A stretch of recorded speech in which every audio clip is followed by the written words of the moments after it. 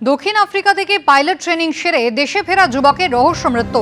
প্রিটোরিয়াতে গত 1 বছর ধরে এভিয়েশন ও পাইলট ট্রেনিং করছিলেন সৌমাদিত্য কুণ্ডু। যুবকের ব্যবহার করা ট্যাবের পিছনে লেখা লস্ট ঘিরে রহস্য। গতকাল বিকেলে তিনি বাড়ি থেকে বেরিয়ে যান, এরপর ফোনে আর তাকে পাওয়া যায়নি। গিরিশ পার্কে নিজের বাড়ি থেকে কিছু দূরে আত্মীয়ের বাড়িতে তার ঝুলন্ত দেহ উদ্ধার হয়।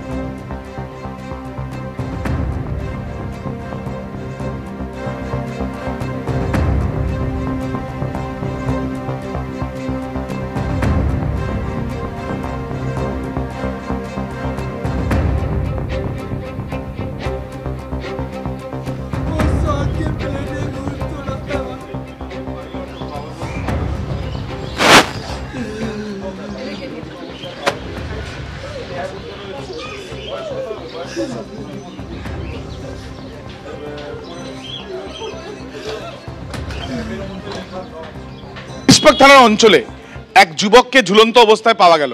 তাকে হাসপাতালে নিয়ে গেলে মৃত বলে ঘোষণা করলেন চিকিৎসকরা। ঠিক এই ঘটনা ঘটেছে গতকাল। আমরা দাঁড়িয়ে রয়েছি ওই যুবকের বাড়ির সামনে। তার পরিবারের সদস্যরা বলছেন যে তার শখ ছিল এবং সেই জন্য পাইলট ট্রেনিং সেন্টারে তাকে ভর্তি করা হয়েছিল। সাউথ আফ্রিকাতে তিনি গিয়েছিলেন, কিন্তু তাকে ঝুলন্ত অবস্থায় যখন পাওয়া যায় এখনও পর্যন্ত পরিবারের সদস্যরা বুঝতে পারছেন না যে এই ঘটনা কেন। এখনও পর্যন্ত কোনো সুইসাইড নোট না পাওয়া গেলেও একটি ট্যাব পাওয়া গিয়েছে। তার বাবা দেখাচ্ছে এই ট্যাবের ঠিক পেছনে একটি লেখা রয়েছে, যে লেখাটি লস্ট। কিন্তু কেন এই লস্ট লেখা এবং সেই বিষয়টা তারা এখনও বলতে পারছেন না। তার পরিবারের সদস্যরা তারা বাড়ির সামনেই রয়েছেন এবং তাদের সাথে কথা বলবো। আপনার ছেলের পুরো নাম কি?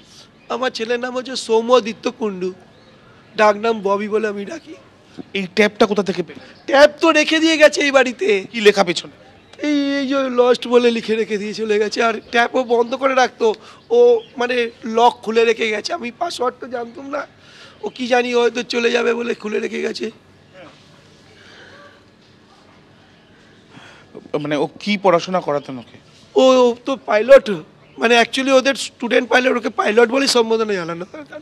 মানে স্কুলে গেলেই ওরা পরীক্ষা যখন চালু হয়ে গেল দিয়ে ও যখন স্লো হয়ে গেছিল ওর, মানে ও প্লেনও নিজে একাই চালাতো। এখন পুলিশ তো এসছে, অস্বাভাবিক মৃত্যুর মামলাও রুজু হয়েছে। আপনি কি চাইছেন এর প্রকৃত তদন্ত করে দেখা হোক? তো আমি চাইছি, কিন্তু কিভাবে করবো? রাধারানী কি করে দিয়েছি, রাধামা কি করে?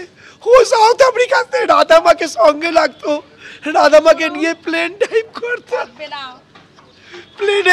প্লেনে রাধারানীকে নিয়ে যেত। ঠিক কান্নায় ভেঙে পড়েছেন এই যে যে যুবকের মৃত্যু হয়েছে তার বাবা, এবং তারা বুঝতে পারছেন না কি কারণে এই ঘটনার প্রকৃত তদন্ত হোক। এখন সেটাই তারা চাইছেন। ক্যামেরায় দীপ্ত চক্রবর্তীর সাথে আবির দত্ত, এবিপি আনন্দ, কলকাতা। এবিপি আনন্দ, এগিয়ে থাকে, এগিয়ে রাখে।